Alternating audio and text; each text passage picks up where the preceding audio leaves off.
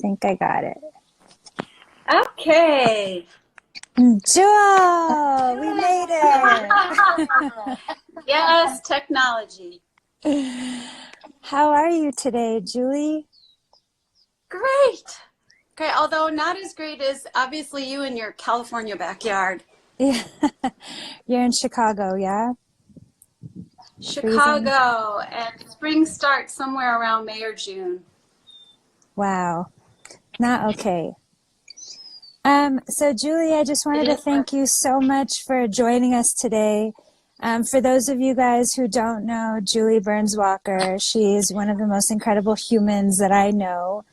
And she's been doing really incredible work on the planet since the time she was born. And this is her first time. It's taken me years to convince her to join any type of social media platform. And this is the first time she has ever been on Instagram or any social media for that matter, which is incredible. And she also has kindly agreed to do this chat. And Jewel, I just wanted to know, like, what inspired you to finally do something like this? Because I know that you've never really been interested before. Well, I think primarily it's because I've never seen so many people so frightened and so panicked. And it's something I just have a hard time just accepting. So I was thinking that maybe if I shared a little bit about what people have been talking about or questioning me about, maybe it would quell the fear and set up something new where instead of listening to all the fear-based information coming out, we could hear it differently. I love that.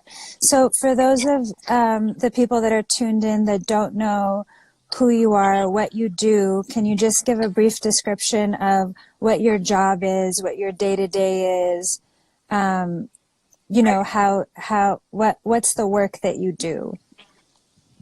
I would be happy to. And I wanted to thank you, Melody, for moderating this today.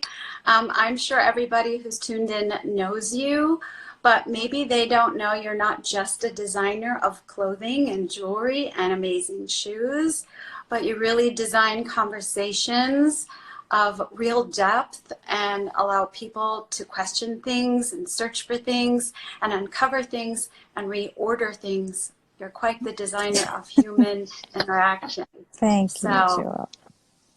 Thank you. Thank you.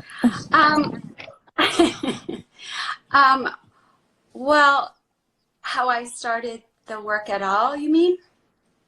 Yeah, just what is your gift? You know, what does it mean to be a medical intuitive? What is that? I know that you didn't really name yourself that, but yeah, that's true. And I don't really think of myself that today either. I'll tell you that the history of working came because I was born with a brain impairment and an eye impairment. And so for the first 3 or 4 years of my life, I was born seeing the light that emanates off of living matter instead of the boundary of the matter. And they called it extreme photosensitivity. And later, when I went to school to become a kinesiologist, the teachers I had and some of the surgeons would borrow me after class and ask if I would maybe look at their mystery patients and tell them what I observed about maybe something unusual happening in their organs or their glands. And really, I told them I'd help, but to keep it to themselves. And that's about the fastest way to tell people, to tell everybody they know. And really, I wasn't working very long as a kinesiologist before the doctors called me a medical intuitive. And so what is it that you do? Because I know you have a practice in Chicago and you work with people over the phone and you work with people in person. And how do you work? What's your modality? Well, modalities, of course, is trouble for me because they all fire off at the same time. So when people come, I draw them in quite a number of biological, anatomical, electrical, chemical diagrams, but I have my own diagrams so I could sort of work quickly and take a shortcut. And really that was the beginning of looking at patterns with people, because I draw people first, even before they start talking, because the body never lies. And it just stores in it pristinely everything that ever happened to it without an opinion. So that's why I draw people first. And then, of course, people share their experiences, and that's how it works. Amazing.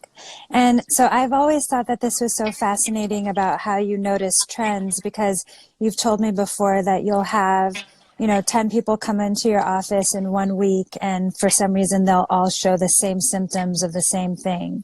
And then that always indicates something greater to you is happening in the world, that it's not just to that specific person.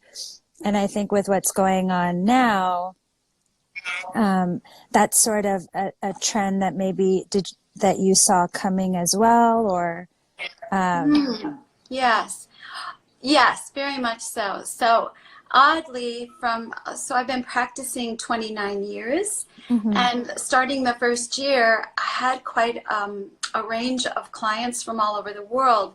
That's really what started watching the patterns and the trends, because I started to notice patterns of health and behavior as well as illness and disease, depending on where I was working. And if it grew, I started to keep track of that.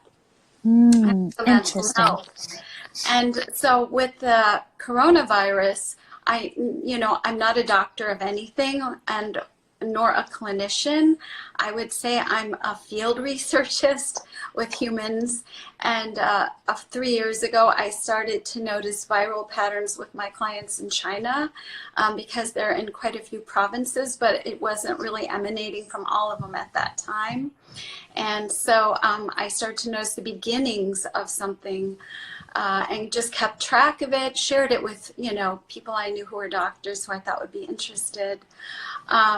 But what really did get my attention is, and I'm sure all of you who are listening have experienced this, but our immune systems really started to drop sometime at the late last summer, like all over.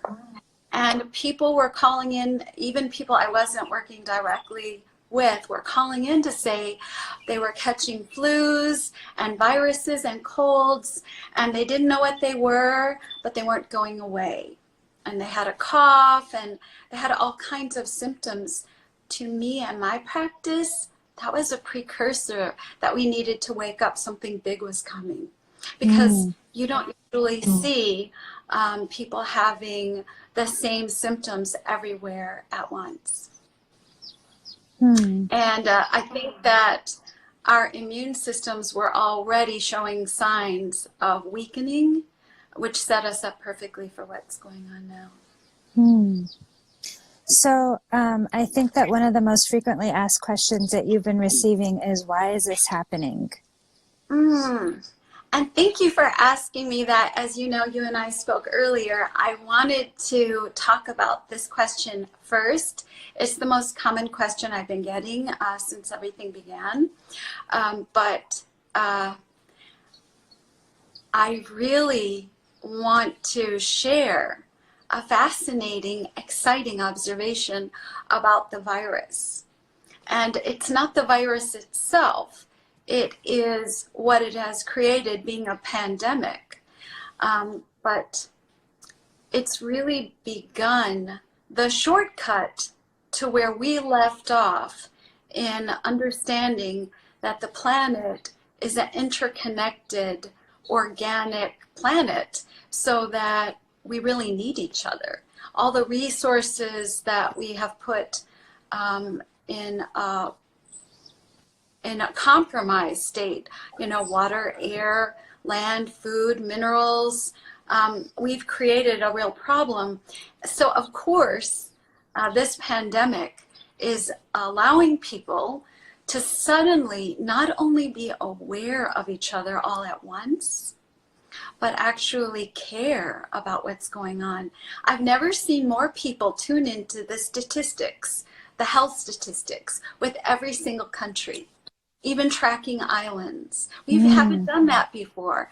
And, you know, I'll pause for a second, Mel, and say, when is the last time anybody heard somebody say what they want to do in their life? Oh, I want to create world peace. I want to help make world peace. That's not something you hear. You hear a lot of people get involved with specific causes because it's so overwhelming. But that's exactly why this has been happening. So it would be so overwhelming. In one full swoop, we would really understand it's time, not for political reasons, but for survival reasons. It's time we understand our interdependence and take appropriate steps to live that way after the virus pandemic subsides. Because what led up to it and our circumstances will only continue. Wow. So what are the lessons that we can all learn from this virus? What are some of those things? I mean, outside of interdependence and, you know, yeah, what are some of the lessons? Well, I think mostly what I'm sharing is that the lessons have to do with each and every single person looking at themselves and seeing the role they play in the world around them. I think we've been waiting for somebody else to make a difference with our lives, with our politics, with our social justice. We're waiting for someone to rescue us, and we are it. And this is, for the first time, you can really see a lot of people proactive in their neighborhoods, checking up on neighbors. I know in my neighborhood, there is not a still moment of the day. There are always people checking on people. And we didn't do that before the pandemic. That's so true. I mean, I think it's the biggest lesson, and there's a macro application to it, which is the way we orient ourselves to even news. Do you really dial into every bit of news without understanding the personal application to you? And do you investigate further? Do you take it for face value, or do a little digging and see what all you can find about it? I think that's very important because, you know, I'm not the only one who's had this experience. A lot of people have shared. But if you go to the grocery store right now, and, you know, with the fear is what? That there won't be any food left. So a lot of people are overstocking for themselves, but not looking at, if we all get what we need, then everybody makes it through this, you know. So we don't have to be so frightened. And, you know, going to Whole Foods shouldn't be like we're in DEFCON 4. And I was, you know, watching a lot of people very aggressively maneuvering their shopping carts. And I just thought to myself, wow, it doesn't take much to get us in this place where we're so frightened that we're assuming it's a hostile environment. And so it's important that we take steps to understand first. And I think that's part of why it's happening, to prevent further, more complex things that could be the result of a pandemic. So if we get this virus, would that inoculate us against all viruses? So, no. In my humble observation, I haven't seen that. I think that, of course, it inoculates us against the virus itself once you've had it. You can't get it again. And there are, it doesn't seem that, let me say the majority, I would never say that no one could ever get something again.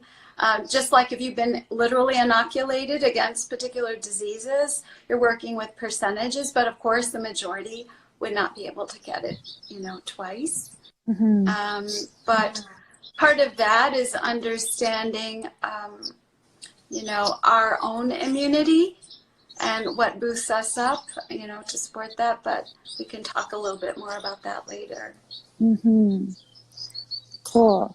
And do you think that climate change plays a role in these types of viruses? Absolutely. We've reordered the climate. Mm-hmm. I think the number one lesson from this pandemic is understanding that we have to stay in balance at all times. And we've really changed the climate ourselves. The climate hasn't changed on its own.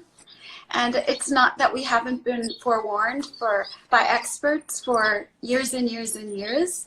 It's just that now we understand literally what it does. And so, of course, if the climate changes, then it changes all life. So, for example, if it changes animal behavior, animal health, animal reproductivity, of course it's going to change ours. We're sharing the same planet. Right. Right. Well, that kind of goes into my next question, which is, has encroachment into animal environments and habitats created an increase of animal-borne viruses? Yeah, and the way, I don't know about you guys, but reading about it, what we've heard a lot about bats and this particular virus, and previously, swine, and we've, understood the roles animals play, which is that passively, oftentimes, they're a conduit, in spreading disease. We know rats do and have previously and so on. But you know what? If we've reordered their habitat, we've changed their habitat, then we've not just changed the environment, polluted our environment, but theirs, plus taken away their habitat. And so it seems to me so natural to understand that, of course, they're going to be closer to a human habitat for survival reasons. And, so when we think about creating solutions, now we have to factor in the ecosystems of every living thing, animals included, bugs included. Yeah, they need their own habitats where they thrive. Do, unless you want to share yours with them. Yeah. No, thanks. So many of us have been experiencing elevated levels of panic and anxiety, mostly about the future, and fearing losing our place of where we are before the virus hit. So, I know that all this work stuff was happening for me personally, and my business and everything's now just on hold. And I think that it's affecting each person in a very personal way in terms of, people that work check to check or day to day even, a lot of service workers that are really being affected by this. How do we manage all of this anxiety and fear? Yeah. It's very difficult. And the first thing is, as I was mentioning, to do a little personal research whenever you hear something, because we have to filter out the sensationalizing of this from the reality of it. And also, where do you live, the population of where you live. Once again, I do believe that the key word that comes as a result of this pandemic is understanding that the answer lies in groups. Interdependence means spreading out your expertise and looking for the resources you need, and working in groups helps us more efficiently regain our equilibrium. And, with the panic, the anxiety, and the fear, first things first, is all the things that we have attributed to philosophy no longer are. And so, for example, if we have fear and we have anxiety, then the best place that I know to address them is in a spiritual practice, regardless of what you call that. So maybe it's deep breathing work. And for some people, maybe they have the comfort of religion and the structure and the shelter it offers them, and perhaps they have religious practice, prayer, meditation. They change your heart rate, they change your brain chemistry, brain waves change. We get into a deeper place. And so we have to understand that a daily practice like bookends, open your day and close your day with calm, also gives you that third piece, and that is reflection. And no matter what the news is, if you are reflecting, then you're going to have a sense of yourself. That's what mirrors do. They give you an image of reality back. And also where you fit into the bigger picture. And don't you think if you're in a state of panic and fear, it's because in that moment, you're disconnected. And so what we really need now, more than ever before, everywhere, from multiple paradigms, it doesn't matter which way your approach is. Mindfulness, listening to inspirational readings, teachings, but it's important that we practice something on our own. Then we are all equally equipped to be in a place to see what's happening and help each other. And it really will quell a lot of the panic that we're seeing widespread. I remember you saying... Sometimes we forget to go back. Right. Sorry. There's just something that you said one time that really resonated with me, where you said that in regards to the media and the sensationalism sometimes around the media, is that anything that makes you feel like you can't trust the planet or your people is, something that you should really question. And that's sort of been like a really cool litmus test for me in terms of when I read the media, if they're trying to spin it in that way. So thank you. Another thing that you shared with me a little while ago that was really inspiring was you were talking about, so for those of you who don't know, I created a Jordan shoe last year, or for some of you that are tuned in, and in the shoe, the quote was, "If you knew what you had was rare, you would never waste it."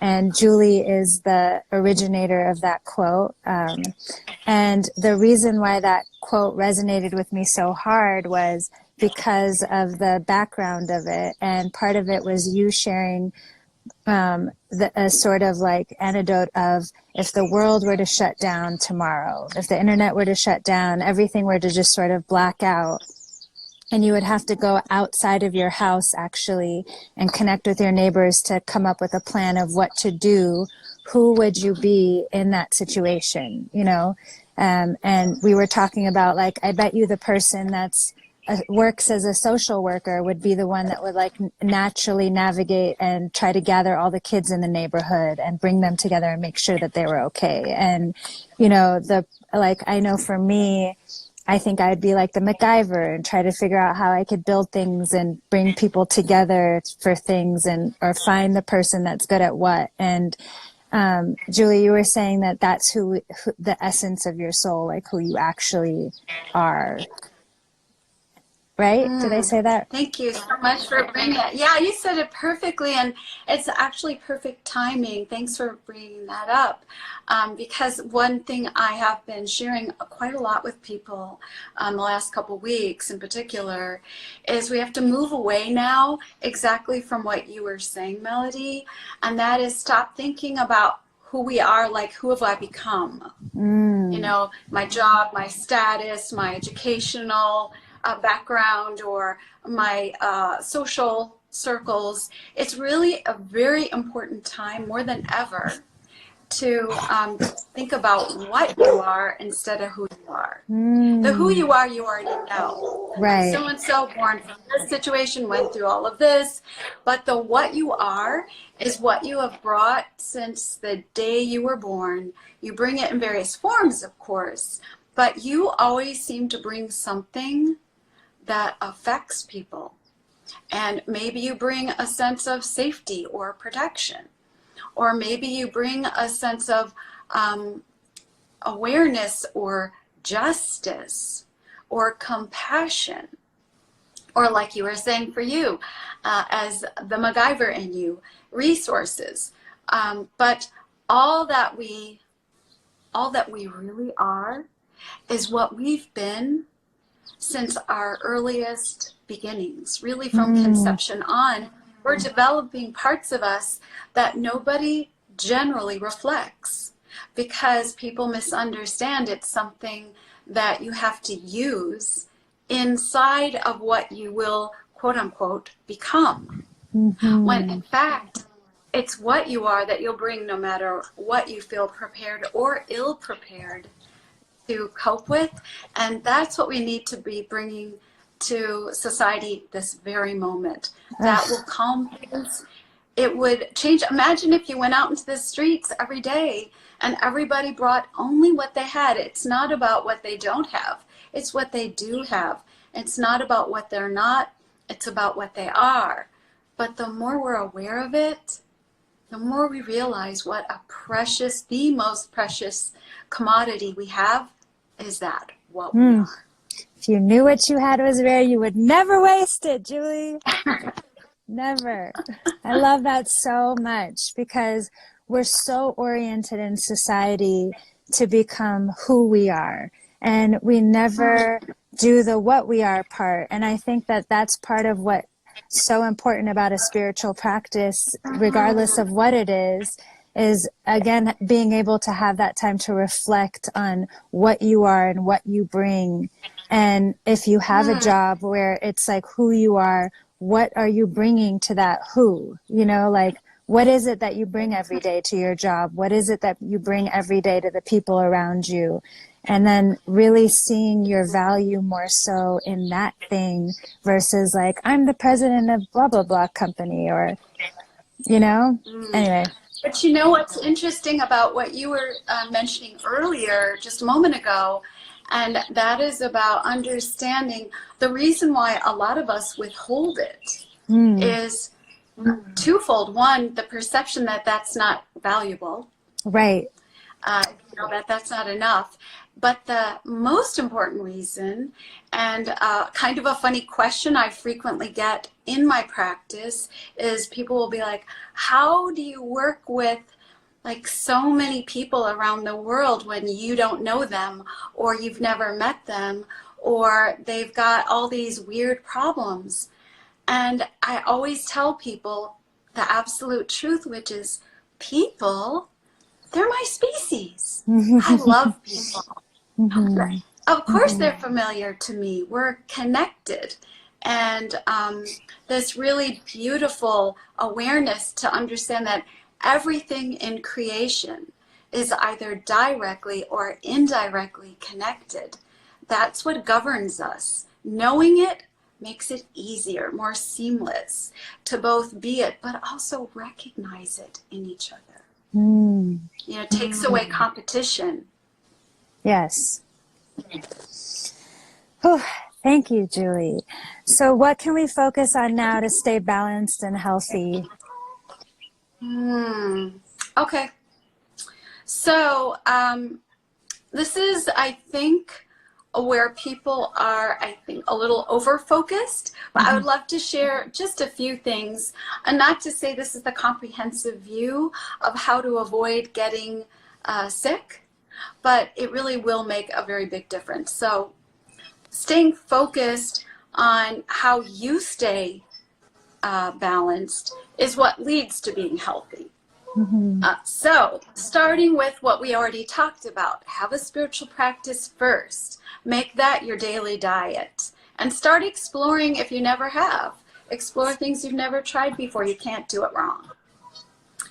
The second thing is, may I please talk frankly to everybody who is with us today and say, what happened to you during this pandemic to make you think you can magically eat all the things that you know you can't eat?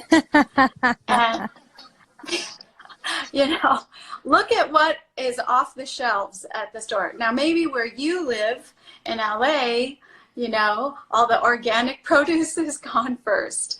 But where I am, all the comfort foods were gone first. And so it's fully understandable, I'm no different, that we go towards our comfort foods when everything has gone to hell in a handbasket. And when it feels like things are out of control, one thing I've noticed for all the years I've been working is humans, we always go to food and comfort first. First. You know, the first thing you did when you wiggled out the birth canal at great peril to yourself was you ate.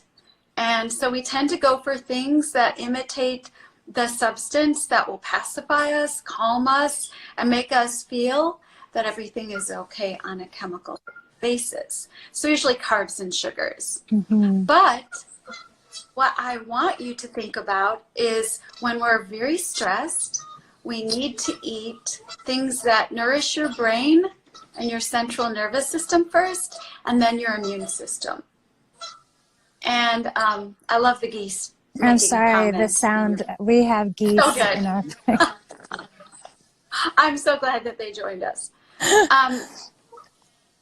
But think about healthy fats for when your brain chemistry, when you're blowing your circuits, worrying about, it's not just you you're worried about. I know you're worried about everyone in your life. If there are children in your lives, if there are parents in your lives, anybody you know who's vulnerable or isolated, really and truly, I do understand. But one of the things we can do best is to nourish the brain. So we need to have healthy fats, avocados, if you can get them, of course. Healthy fats like coconut oil, if your gallbladder can tolerate it. Pure butter, if you have organic butter, is wonderful. Raw nuts and seeds and the organic cold-pressed oils from like flaxseed and sesame seed, super helpful to not only nourish your brain, but calm yourself down. We eat fats to stabilize. And you'll know in times when people have transitioned from one country to another, when we've immigrated places, in the early years when people immigrate, they eat a lot of fat. And what they're really doing is trying to stabilize in an unknown territory. So it's a good time to do that and use that wisdom now. And the other thing is proteins are very important, whether you are a raw food person, a vegan, or a vegetarian, or a pescatarian, or you're a full-on carnivore. Whatever it is you do for protein, make sure that you're not just going into fear and survival and eating nothing but grains and sugars and caffeine. And that will also ramp up to another question that I got, which is like how to better strengthen our adrenal glands, because I talk a lot about adrenal depletion. And right now, we're just blowing the doors off of our sweet little adrenal glands that sit right on top of your kidneys. So if your backs have been feeling a little sore, and if you could put your hands and fit them nicely, the palm on your backs, that's where your kidneys are. And be careful of overusing salt right now, because it'll put strain on your kidneys, but also the adrenal glands that really get a charge out of sodium. And your adrenal glands produce all these precursor hormones that keep you ready for a crisis, keep you ready to think clearly in a crisis. And there's a number of ways to protect them. One is less caffeine. Two is less sugar, especially cane and corn syrup, which blow them out and diminish their capacity to replenish very quickly. And then remember, rest. It's really exhausting living in a pandemic. I know that sounds like a funny thing to say, but take your time, rest. If you've been dealing with situations of work and you're worried about finances, you're worried about what you're going to do, take time to simply not, revolve the question in your mind over and over on a gerbil wheel. Let yourself take breaks because your mind will come up with solutions that way. And if we burn out our adrenal glands, oh, sorry, we can't do that. Please, I learned from you that there's a big difference between rest and sleep, right? True. So it's not the same. Well, it's not the same. So even resting a couple times a day, a little siesta would do you good and do your body good. Even like 10 or 15 minutes of staring out a window or lying down and looking at the ceiling or listening to music, reading a slow, boring book, nothing exciting, something that calms you, poetry, maybe write, maybe start sketching or doodling. Rest your mind. And also try to get to bed as early as you can because it reconnects the whole body and the brain with the circadian clock of the planet. The more in sync we are with the planet, the more we will trust it and ourselves and start to see our way through the darkness that is the shadow side of a pandemic, very real. So that's adrenal function. And of course, some people like to take supplements for their adrenals. And if you know yourself and traditionally what you've used, there's an awful lot of adrenal support available still online on Amazon or through your health food stores. Most people are still delivering what they have. But there are also clusters or groups or categories of herbs called adaptogens. Holy basil is more for your immune system, but rhodiola and ashwagandha and maca root, there's quite a number of adaptogens that will help your adrenal glands adapt to this stressful time. And that's useful. And try to wean yourself off of how much caffeine you were drinking before all this happened. So if you were one of those people that drinks throughout the day, try to just have something in the morning. And it'll make a big difference in how you're coping. And then another thing has to do with our livers. I think if there's one of the most important organs to focus on at the moment, strengthening it, that is, it would be our liver. Our liver really detoxifies all the toxins we encounter, and we want it to efficiently do so. You can help it do that by perspiring wherever you can, and going for walks is super helpful. And not just walking for a stroll to take your mind off it, but try to get your heart rate up just a little bit, and maybe squeeze out just a little sweat, little beads of sweat if you can, because it relieves the burden on your liver. And then try to find some green leafy things that you can accommodate in your diet. And I know that they're not plentiful like they were before, so think differently about it. Maybe dried herbs and combine them in your food. Maybe if you still can find lettuce, get the dark ones. Kale, collards. It's a wonderful time of year to collect dandelion greens. If you can find them fresh, make sure they haven't sprayed pesticides, or a lot of folks aren't walking their dogs there. But if you can get some dandelion greens, they really purify your liver quickly, and you can make a tincture out of it or a tea and sip off of it for the whole week. Feel like you're doing something to boost your immune system with your diet. And that'll make a great deal of difference.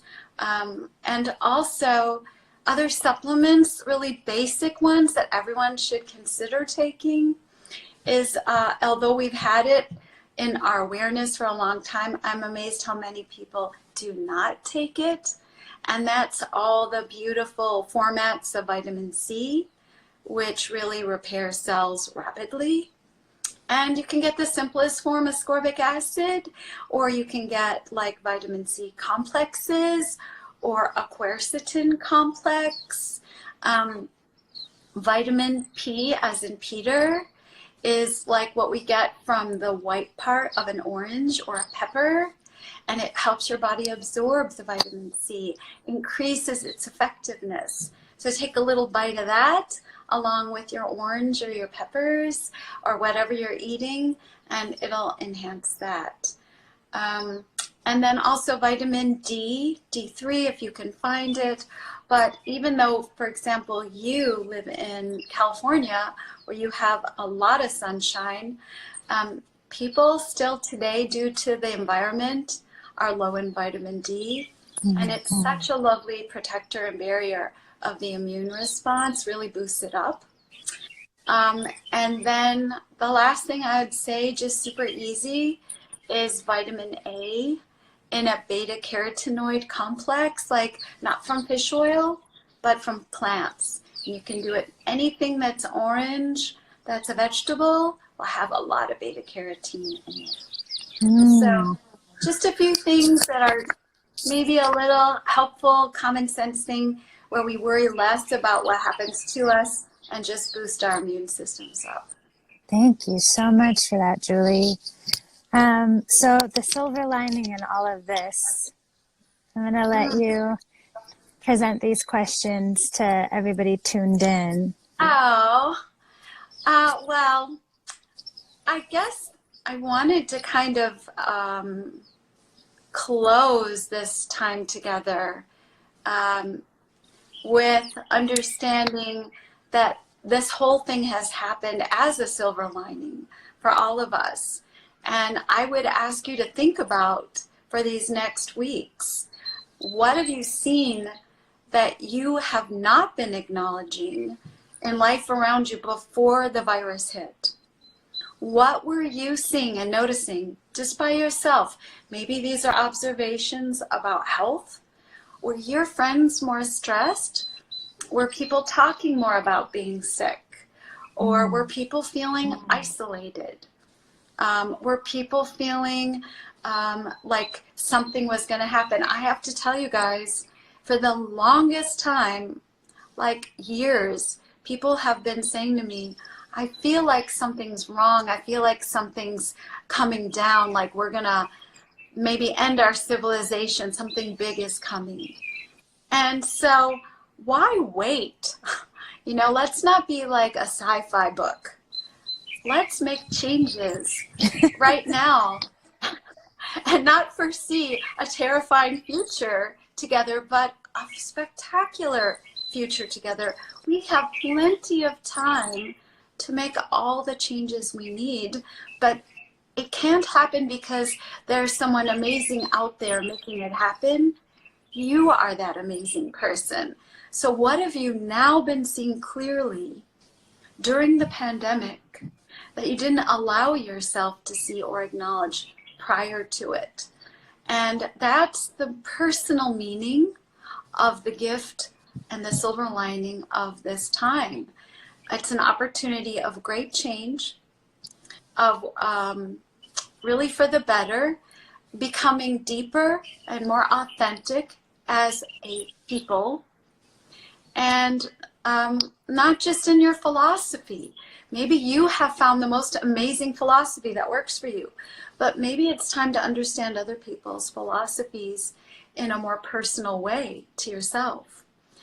It's important, and this will really change the way we interact, and will create less loneliness and isolation for ourselves and each other.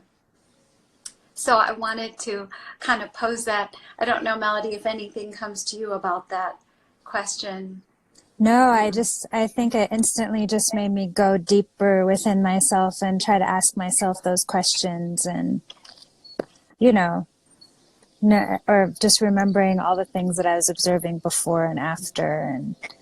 And it's really, really interesting. You know, a lot of the children I see in my practice, little ones, are the ones who have been the most anxious for the last few years.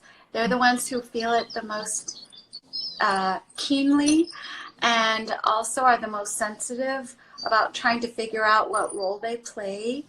And one service we can do is when we have children in our presence, take notice of them, ask them what they think, how they feel, what they've seen. They've seen a lot and they know a lot and they have so much to share. When they feel people notice them, it helps them become more present in their lives and feel that they play a more important role, and they're less likely to fall prey to the bullies of society today.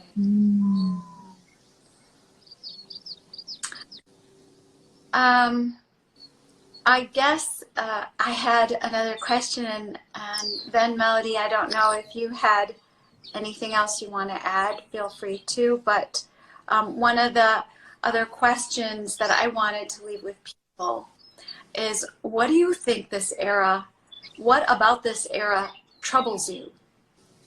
Like, if you could put this whole era that you were born and raised in on a whiteboard or a mind map or a vision board, what are the things that have troubled you? Because I know that you must play a role in the solution. If it's troubling you, there's something you can do to help us. And so it's something I would love for you to think about, especially now, because it really could be the beginning of feeling confident in branching out and either connecting with other groups, not just a group, or creating another group, maybe with common interests or, you know, that kind of focus. But it's a wonderful time to think about what your role really is. And it's not a role that you have to classify in like bird watching or, you know, necessarily having to do with what we're going to do with the environment, though it might. But maybe just being a part of a group of like-minded people who come together and have meaningful conversations about life, or explore things that work for them or techniques that work for them in times of unrest or even panic. And imagine what would happen if in our neighborhoods we already had those conversations. And then when something happens, it doesn't really take a lot to figure out how to band together and use our human resources better with less fear and suspicion of each other. Deep down inside, we're family. I wish I could cue the song. Do it. Julie, thank you so much. We really appreciate it. I know that a big question, and I don't know if you're able to answer this, but a big question that a lot of people are really wondering is how long is this going to last? So, of course, I don't know. It's really in bigger hands than me. I can tell you I have noticed in different places, obviously the isolation and isolating practices and social distancing is hugely important, you know, can't be overestimated. But if we continue to be wise even after whatever, if the isolating is called off, just to continue to like really be very wise about how you interact with people, such as, you know, not drinking from people's cups. And I know we sort of take it for granted. It's not about being a germaphobe. It's about being vulnerable until we rebuild ourselves up. That would be, you know, wise to keep on even thinking about other than people who are really in your sphere. Oh, that's something I wanted to say. If you've had certain people that have been in your social sphere regularly, they're very much like family in terms of your immune response. So that wouldn't be a concern. But just being in large crowds of people will compromise your immune system if you're Wow. already vulnerable. So take your time getting back into big crowds. What I've seen in terms of timing myself is it depends on how we respond. So the more we respond wisely, it really looks like I've heard that the true window of the pandemic looks like an 18-month window in terms of the researchers have been saying and all the information coming in from clinical research. But I know that that's about its existence, but its numbers would diminish greatly. And what I know is that if for the next 6 weeks, we modify our social interactions and limit them, I really think that in 6 months' time, we wouldn't really hear of more outbreaks. But I cannot speak to it because I don't know the wisdom or lack of that people will carry. And that's kind of where we're really counting on each other. I wish I had more to say about it, but I do know it is, for what it's worth, I do think that this is the beginning of understanding we've become more sensitive. So, you know, it used to be, we all know that we all have different constitutions, biologies, genetics. There's a new kind of medicine that I really am excited about its evolution of, and that's genomic medicine, where we can actually start to explore each individual about how they manage toxic overloads or certain foods or what they have predispositions for and correct it nutritionally, even including supplements.